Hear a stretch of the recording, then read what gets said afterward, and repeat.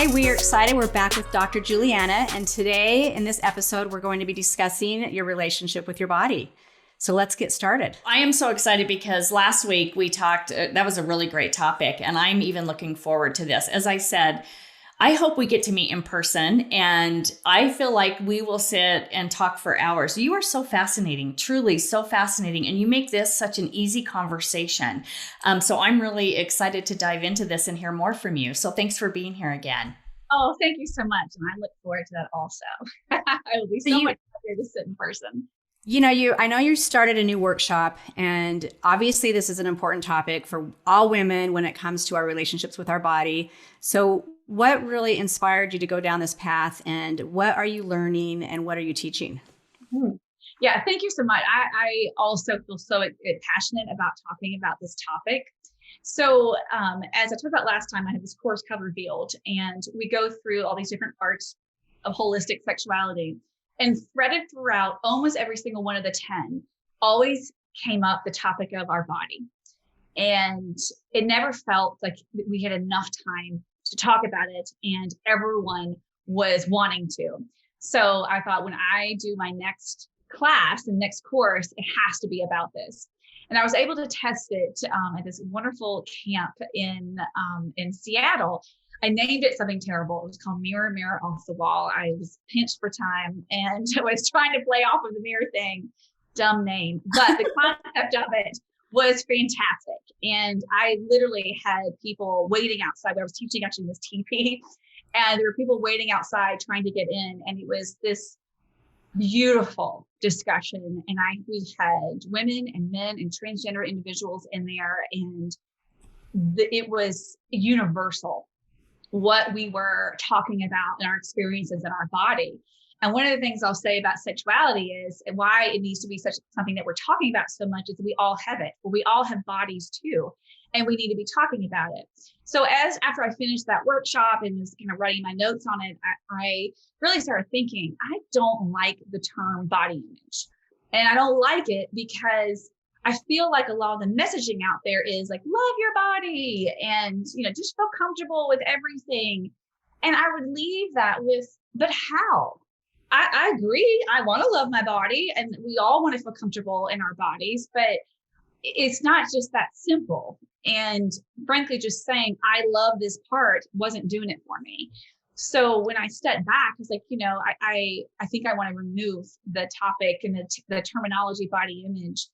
And what I really want to talk about is my relationship with my body. So I first wrote it for myself, of my journey of what I needed to feel better about the problems that I felt like I had with it. And as I dove into it, it wasn't just what I thought of how my body looked. It wasn't just that. That was a part of it. It was weight or things shifting and changing. There was aging. There's parts of that, I've heard so many people, I felt that way, like, gosh, if I only appreciated how my body looked, then I would have taken more pictures, I would have been happier. But I remember back then, I was just as displeased about certain parts of it. I never was at this place that it felt good. I made like one part, but I didn't like this part.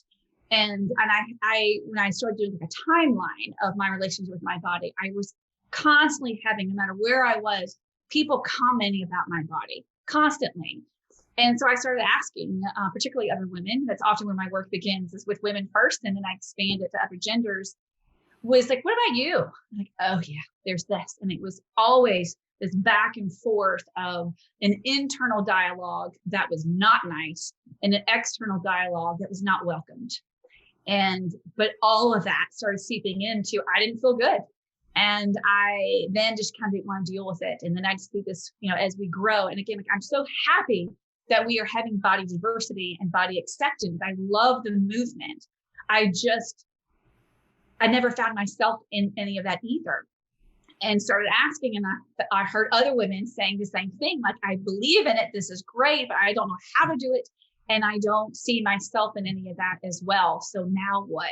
Now I feel worse, because now there's a bigger varieties. Now I can't just say, well, I'm never going to be that skinny model. Now it's like, well, now there's other people who have more of a variety, but I still don't feel good. And I'm aging. Ugh. Where is it with that? And then we get into the whole, like, do you fight the aging process? Do you accept it? Do we let ourselves go gray? Do we do plastic surgery? Like, what is the right thing to do? And there's no one answer to that. So again, I go back to what my premise with my work within sexuality is. It is a group experience that is endeavored individually. So I wanted to create a course, which I called a new relationship with your body. And I wanted to test it. And it's early in it, like the one that revealed, that's like almost 20 years old that I've been refining it and moving it. This is new, but boy, are we on to something. And I'm doing this with a colleague of mine, Dr. Karen Beal, who's out of Maryville College in Tennessee. And we spent hours talking about our own journeys, hours talking about what we both heard from the people, our students, from our clients. And then we tested and we tried to have a wide variety of ages. We had 22 to 61, which I was still like a little bit bigger, but that was a pretty good mix. We started with just women, but we had different races, we had different backgrounds, and we had different things that people wanted to focus about on their body. So there was fertility issues. There was weight issues. There was fear of aging. There was a body like knees not working and having different abled bodies. It was all of those things of that person said something so mean to me when I was 8 years old, and I never forgot it. To somebody now just looked at me and said like my hair was, I want to do a whole a whole lesson on hair. I can't tell you how many times that I have, and I'm one of them that was like, no one told me that my hair was going to change when I got older. That I don't like that at all. And then I'm talking to my hairdresser. She's like, "Oh yeah, honey. I mean, there's nothing we can do about that." And I was like swallowing biotin pills trying to like keep my hair strength. And she's like, "Yeah, it's stress, it's aging, it's hormones." And I was like, "Why didn't someone tell me this when I was 30 when I could have been proactive?" Because she's like, at one point, she's like, "It's too late. You've kind of killed the cells at this point." It's what? So true. No. And then I had a guy friend that said to me, "God, your hair is so stringy." And it was so mean and rude. And he didn't really mean anything by it. And he, I know, doesn't sit there in a place of feeling good about his body at all. I know he doesn't. Mm-hmm. And I thought, well, I would never reciprocate the thoughts. And what makes you think that's okay? And you've just said like one of my worst fears, which I mean, I don't mean to have like that's like this huge champagne problem to have, but it is something if I'm like privately talking about, it's like, yeah, I've grieved that my hair used to be one of the most prized places on my body. I loved my hair. It also did represent for me, that hair loss was representing a very terrible time in my life that I was stressed about. So that made me feel really sad. And then I was like, just stop talking about what I look like. Just stop. And again, I'm not alone in that. And it may be what your bottom looks like, or how you walk, or what your face looks like, or any of that.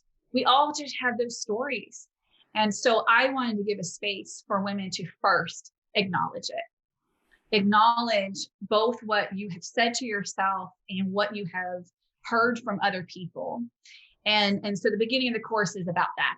It's really looking at that journey and doing a timeline of it, getting into different snapshots of those moments, and then picking 2 stories, one of celebration and one of healing that you need to write out in detail and have witnessed together. And we do this beautiful story sharing. And I tell you, it was really, and I've done this again for years within stories of sexuality, but I hadn't done it with the stories of body.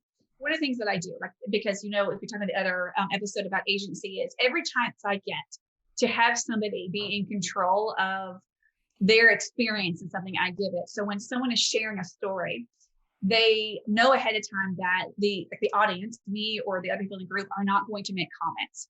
And that can feel awkward at first, but I'd like to kind of sit with that moment as to why would I do it that way, which is you think about when you've shared something vulnerable and shared something that meant something to you, whether vulnerable in celebration or vulnerable in healing, and then somebody makes it about them. Somebody like, me too, I've got this, and they just glossed over what you've just shared. Or they say something unknowingly rude or thoughtless, or like, it's fine, like, or like you're talking about fertility, like, well, at least you have another one, whatever those kind of comments are that happen when you're sharing it. Then you lose the power of release. You lose the power of processing and integration of what that's like to say it out loud. I believe transformation happens when you think something, you write something, and you say something. And if any of that is taken from you, then you don't get the magic of that trio. So when someone shares a story, a sacred story, especially within sexuality or with the relationship with their body, then really the response is, thank you for sharing a part of you. I see you. And that's it. Yeah. And you share it and you move on, and the next person shares, and you stand almost like, if you like metaphorically, like all of it now, of course, is online. And I've been doing online for a long time, but sometimes it truly is in person, and it will be again. It's like standing up to the mic, and it's like, I need to share this, and I want it witnessed, which is different than listening. I need you to see this sacredness, because my story matters, because what happened to me matters, because what I've experienced matters, whether it's sad and hard and traumatic, or beautiful, wonderful, and celebratory. And what's happened to your relationship with your body matters, because it's what carries us around. It is the container to our soul, to our essence. It is the barometer of our health and connection. And it's the longest relationship we'll ever have. So we need to understand what that's like. One of the things that we did in the beginning was we had people choose from a list. Instead of body image, they could choose from these ones. I'm going to read them to you. Body appreciation, body compassion, body surveillance, body acceptance, body connection, body positivity, and body ownership. And we let everyone define what those look like, what those sound like, what those feel like on their own. And then they chose what that is. Then we went through the stories and the releasing, and then we moved into a plan as to like, what do you need different in your body? What relationship do you want to have with your body? How do you want it to feel? And we started back with those. And I'll give one example of a woman who she was feeling that she had never felt comfortable in her body. She had always felt like she was way too much, was kind of invisible or a bit of a tomboy for like a traditional beauty. And now that she was in her 60s, she was so disconnected and kind of had moved from like anger and like betrayal to just ambivalence and disconnection. So what she wanted was she wanted to go back and have body connection that led to body compassion, which led to body acceptance. And we did a cycle. We kind of looked at like what happens to you in your relationship with your body. And we started just one kind of like moment of, I tried to put on a pair of jeans that I've had for a while and they won't fit. And you're like, well, great, that's awesome. And I've gained more weight. Who cares? Something I could do about it anyway. And we started kind of going through the thought process of that to, I'm not going to wear jeans anywhere. And I don't want to have sex. Please don't touch me. Don't look at me. I feel terrible. I'm going to sit here some more. That was one of her cycles in it. Then we looked at where could we break up that cycle, and we broke it up with those words: the body compassion, the body connection, the body celebration. How do we do that? What are the skills and what are the actual details of what body compassion is and what body celebration looks like? And we did a whole lot of staying present in our body, of looking at our senses, looking at our connection, and using different terminology. And then most particularly, always asking the question, what does my body want? And what does my body need? No one asks that. They'll ask, what do you need?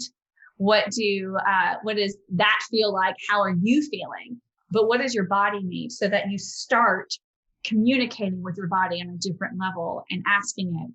So one of the exercises that we did in the beginning of the course was we asked for you to imagine that another being was stepping inside of your body. And what would that being experience? And what would they think of living life on earth through your body? Mm. And boy, did it bring up a lot of fascinating responses. Some were quite surprised with how wonderful it was, that they're like, gosh, they just made me realize the gifts that I have, the things that I can do compared to other people if they had been given a different body but mine. Some thought immediately, oh, how sad, you really got robbed of a good body. And that made them feel really sad that was their first response. Like you didn't get a good one. And it brought a lot of grief. It brought a lot of laughter. And it was a very good starting point of realizing we have work to do, and we're meant to do it, and that our work isn't just focusing on the negative, which comes readily for us. It's also sometimes the harder work is to really look at what we're grateful for, what we are blessed with, what we do have going for us with our bodies, and what our bodies actually done for us through the years and will carry us forward with. Another thing that we're adding to this is kind of like body mentors. And one of the women that was a beautiful mentor for me was, she just died in COVID. She was 91 years old. And I have never met a woman that was any more self-accepting than Betty Dotson. She was the pioneer of sexuality. And that's how we became friends. She was a mentor and then a colleague and friend. And she was just unapologetic, not only about her life, but about her body.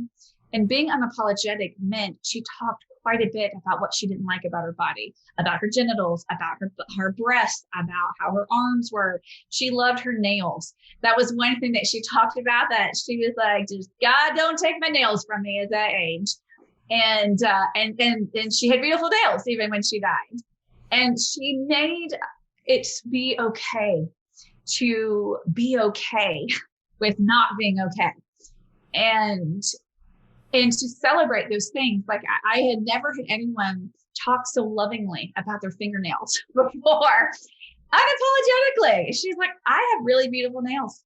And I'm really proud of them. And allowed us all to say things about ourselves that we're proud of. And we are, again, as women, we're not given a lot of space to say anything that we're good about, because we don't want to be rude or too much, or maybe you don't have that special thing or whatever. So we sit quietly in our celebrations, which then diminishes also those things that we feel good about ourselves, but yet we'll just talk for days about what we hate about ourselves. And that feeds, and it's contagious, that negativity. And then it becomes commonplace to only talk about the negative and to never talk about the positive. So having body mentors is something that's really important, like who has influenced us, and seeing like maybe you need to do more of an effort to be around people that are talking like that. And maybe you don't know there's people in your life because we're not talking about it, as well as what kind of influence are you on other people's feelings and relationships with their body.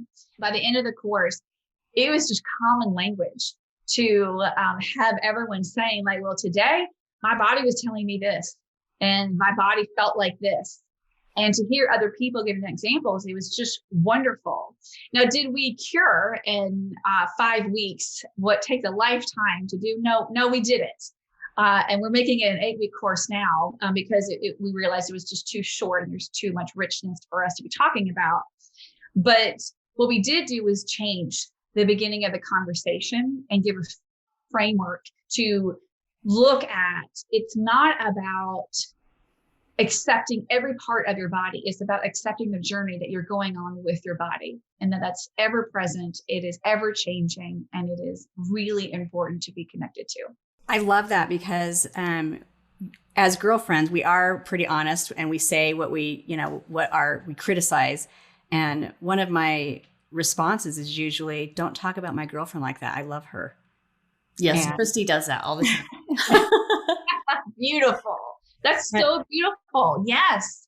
And it's kind of just a little jolt of a reminder, like, oh, I need to rethink that. Well, I can just say you've hit a hot button for me, for sure, because I think and I think for every single woman out there, I don't know anybody who has had a 100%, and maybe there are, and I think that's a beautiful thing if there are those women, but it is, and I, as getting older, just embracing and trying to be grateful for what I do have, but it's still really hard. You talk about the aging and the skin changing, and at one time you feel sexy and now you're like not feeling as sexy. And there's so much of that I want to sign up for the course because I feel like it's so powerful. I could listen all day. It's just amazing.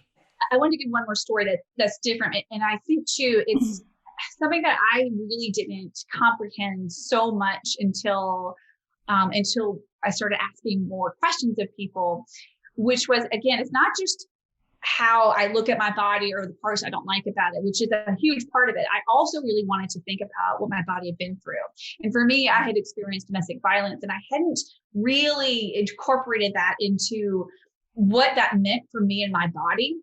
And so I did like work into that. I did lots of writing about that. And one of the women that was in the group talked about her experiences of domestic violence.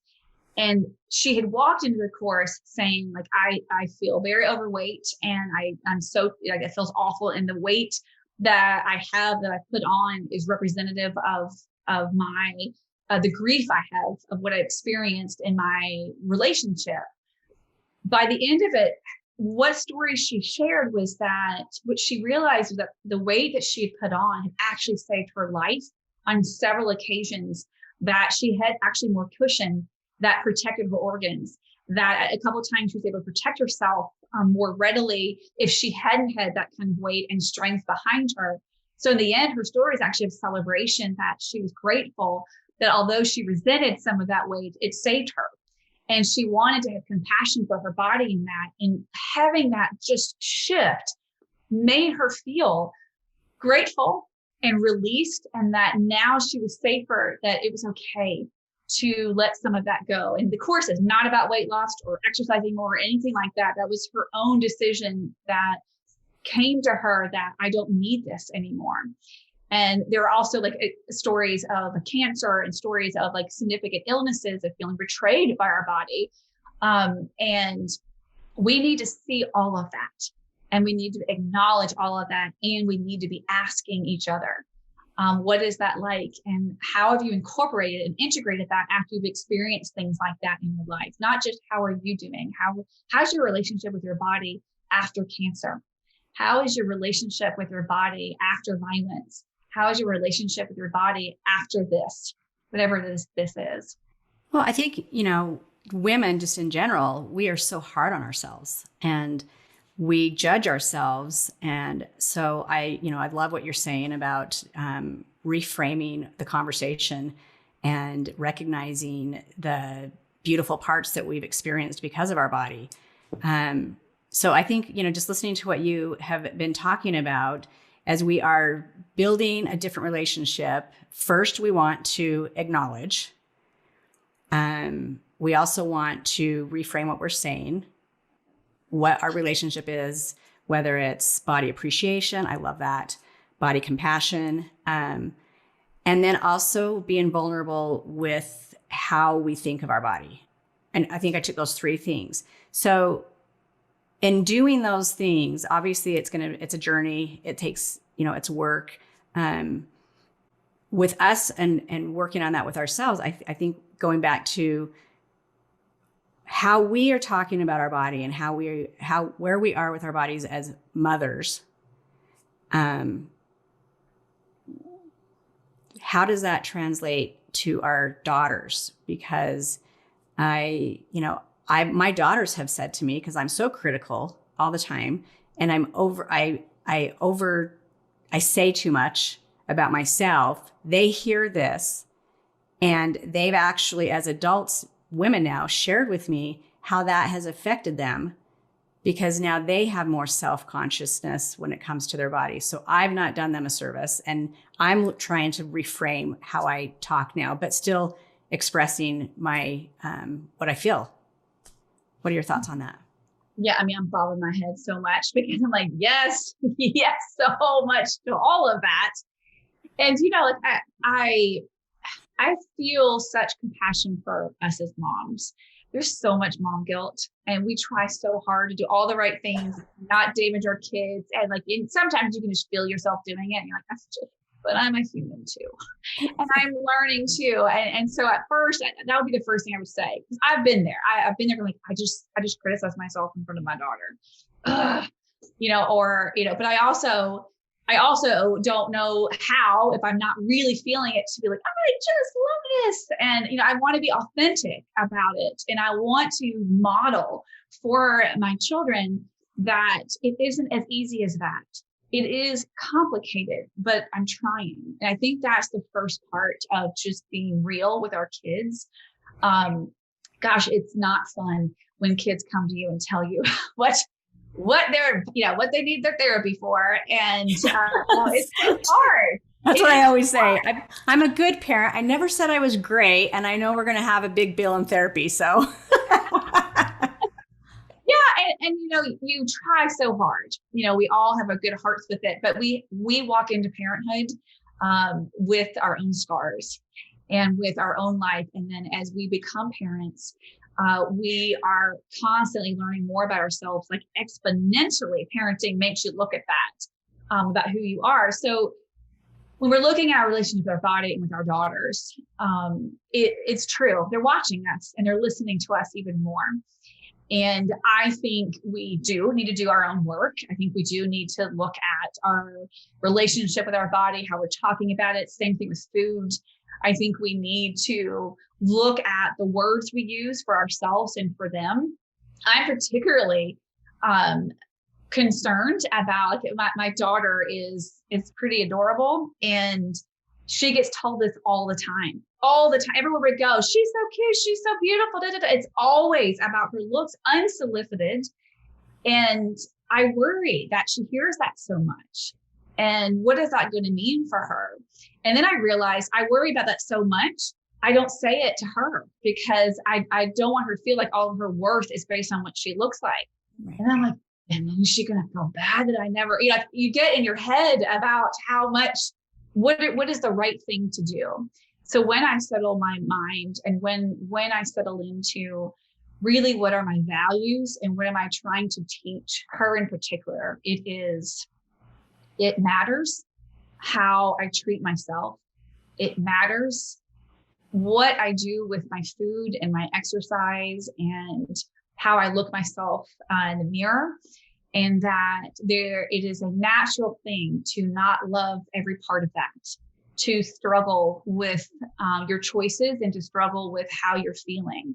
But that is a relationship that I value and a relationship that I want to prioritize in my life, just like I want her to.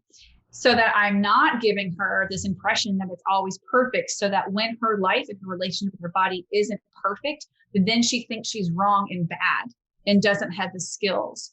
So when I slip, or when I realize I'm saying something without realizing what I'm saying in front of her, I will say, yeah, today, I'm not having a hair day, or I'm not, feeling so great in this pants that fit me before COVID and now they don't.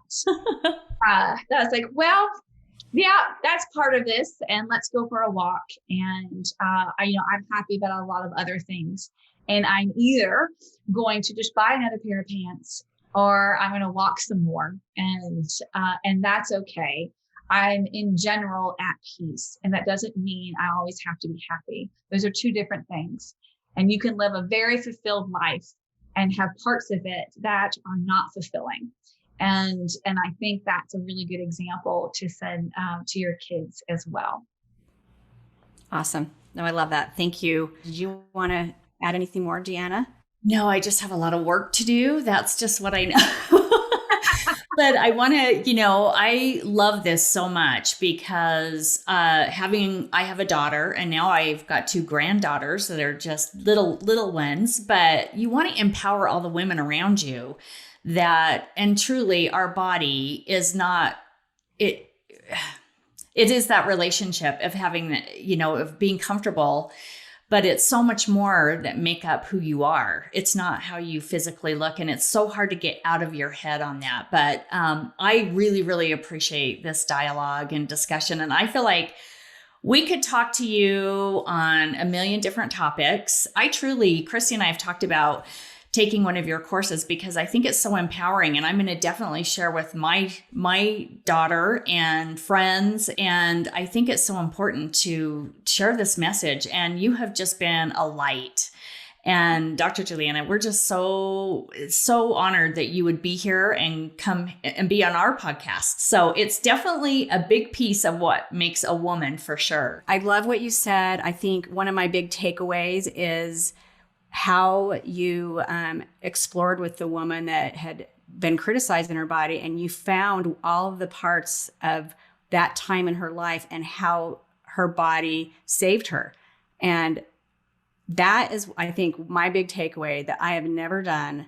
And I want to spend some time reflecting and writing on that so that I can pinpoint those times in my life where my body saved me. Mm-hmm. Yeah, I love that. Beautiful. And if you ever want to share it, I would love to hear it. It'd be great. And I'm taking you all up on your offer to do my course. I would love to have you all experience the work. Done. Great. Oh, thank you for honoring me with being a guest on your podcast. It was just such a pleasure, and I will come back and talk anytime about anything. Thank you so much. Hopefully we can do it in person. Yes. Yeah. That'd be great. Wouldn't that be awesome? Okay, well, thank you for being here, and we'll make sure to guide everyone to your website and your social media profiles so that they know how to find you and what you're doing today and how your courses can help them. Great. Thank you all.